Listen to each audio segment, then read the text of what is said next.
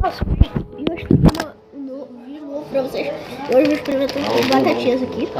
Essas batatas. Tomara que seja bom, né? Não quero que seja ruim.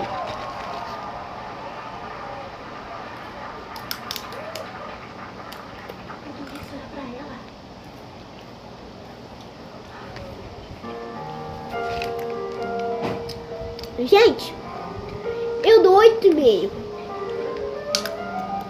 Mas o que vocês quiserem dar, pode dar. E deixe nos comentários dicas de comida, de coisas estranhas que eu faço comer. Liga a roda DVD. Muito bom. DVD velho. DVD velho. Olha isso, gente, comer batata. Deixa o sacolinho. É assim, olha. Aqui, ó. Aqui é batata, ó. E aqui é dentro. Eita, minha batata.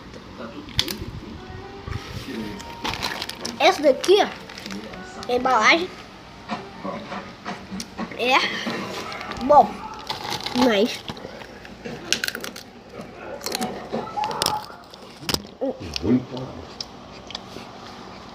eu vou dar 2 dicas de biscoitos estranhos pra eu comer.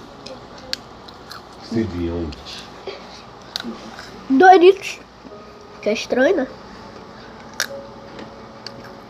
Ou não, só Doritos. Eu vou ver se eu compro um Doritos. Mas eu espero que tenham gostado. Não, não deixa ser só isso não. Olha o tempo ali na minha câmera, se vocês... Se der... Para, Anderson. Se vocês conseguirem ver... Né?